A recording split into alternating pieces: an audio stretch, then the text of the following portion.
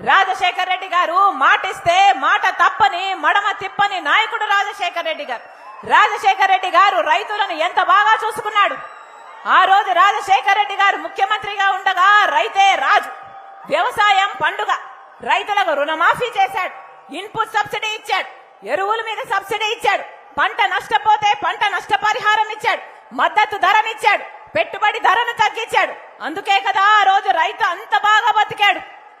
మరి ఇప్పుడు జగనన్న గారు ముఖ్యమంత్రిగా ఉన్నారే, ఎలా ఉంది వ్యవసాయం? ఏమన్నా ఎలా ఉంది వ్యవసాయం? బాగుందా వ్యవసాయం?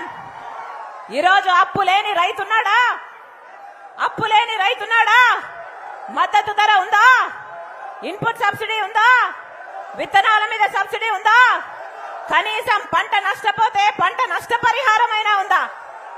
ఒక్క రకంగా కూడా రైతులను ఆదుకోవడం లేదు జగనన్న గారు. ఆ రోజు జగనన్న గారు ఎలక్షన్లకు పోతున్నప్పుడు చెప్పిన మాట ఏమిటి? 3000 కోట్లతో నేను రైతుల కోసము, రైతుల మద్దతు ధర కోసము ఒక స్థిరీకరణ నిధి ఏర్పాటు చేస్తానన్నాడు జగనన్న గారు. చేశాడా? మద్దతు ధర 3000 కోట్ల నుంచి ఇస్తున్నాడా?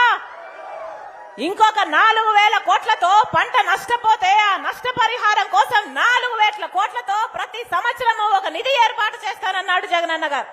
ఇస్తున్నాడా 4000 కోట్ల నుంచి మీకు పంట నష్టపరిహారం? మరి జగనన్న రాజశేఖర్ రెడ్డి గారి ఆశయాలను నిలబెట్టిన వాడు అవుతాడా? జగనన్న సమాధానం చెప్పాలి. ఆ రోజు రాజశేఖర్ రెడ్డి గారు బిడ్డల పట్ల ఎంత ప్రేమ చూపించాడు. బిడ్డలు చదువుకోవాలని, డబ్బు లేని కారణంగా ఏ బిడ్డ చదువు ఆగిపోకూడదని రాజశేఖర్ రెడ్డి గారు తప్పించలేదా? ఆ రోజు రాజశేఖర్ రెడ్డి గారు చెప్పిన మాట, రాజశేఖర్ రెడ్డి గారు చెప్పిన డైలాగు ఆయన చెప్పినట్టే చెప్పడానికి ప్రయత్నిస్తా. మీరు ఏది కావాలంటే అది చదువుకోండి. మీరు డాక్టర్ అవుతారా, మీరు ఇంజనీర్ అవుతారా, మీరు ఎంబీఏ చేస్తారా, మీరు ఎంసీఏ చేస్తారా, మీరు ఏది కావాలంటే అది చదువుకోండి, ప్రభుత్వమే ఉచితంగా చదివిస్తుంది అన్నాడు కదా రాజశేఖర్ రెడ్డి గారు. మరి ఏమైంది? ఉందా ఇప్పుడు ఫీజు రీయింబర్స్మెంట్? ఫీజు రీయింబర్స్మెంట్ ఎలాగో లేదు. కన్న తల్లిదండ్రులు కూలీ నాలీ చేసి కష్టపడి అప్పు సొప్పు చేసి బిడ్డలు చదివించుకుంటే పోనీ చదివిన బిడ్డలకు ఉద్యోగాలు వస్తున్నాయా? ఏమన్నా ఉద్యోగాలు వస్తున్నాయా? బిడ్డలకు ఉద్యోగాలు వస్తున్నాయా? మొన్నటికి మొన్న ఒక దగా డిఎస్సీ వేశారు. జగనన్న గారు ముఖ్యమంత్రి కాకముందు మేనిఫెస్టోలో చెప్పిన మాట, ప్రభుత్వ శాఖలో 2,30,000 ఉద్యోగాలు ఖాళీగా ఉన్నాయి, ఏపీసీ బిఎస్సీ ద్వారా అన్ని భర్తీ చేస్తామని అధికారంలోకి వచ్చారు. ప్రతి జనవరి 1నే జాబ్ క్యాలెండర్ విడుదల చేస్తానని చెప్పాడు జగనన్న గారు. అంతేకాదు 23,000 ఉద్యోగాలు, టీచర్ ఉద్యోగాలు ఖాళీగా ఉన్నాయి, మెగా డిఎస్సీ వేస్తానని చెప్పిన జగనన్న గారు 5 సంవత్సరాలు కుంభకర్ణుల్లా నిద్రపోయారు. ఇప్పుడు ఎలక్షన్లు వచ్చాయని ఇప్పుడు నిద్ర లేచి 6,000తో దగా డిఎస్సీ, ఒక దగా డిఎస్సీ వేస్తే అది ఆంధ్ర రాష్ట్ర ప్రజలను దగా చేసినట్టు కదా అని అడుగుతున్నాం.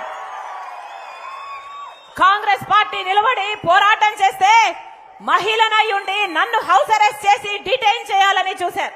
పోలీసుల్ని తప్పించుకొని పార్టీ ఆఫీసులోనే రాత్రంతా గడిపి మరుసటి రోజు ధర్నా చేయబోతే, సెక్రటేరియట్ లో రిప్రజెంటేషన్ ఇవ్వకపోతే, మహిళని చూడకుండా నన్ను గాయపరిచి ఈడ్చుకెళ్లి పోలీస్ స్టేషన్ లో పడేసింది జగనన్న సర్కార్. మరి ఇది ఆంధ్ర రాష్ట్ర ప్రజలకు ద్రోహం చేసినట్టు కాదా? ఆంధ్ర రాష్ట్ర బిడ్డలకు దగా చేసినట్టు కాదా? జగనన్న గారు సమాధానం చెప్పాలి.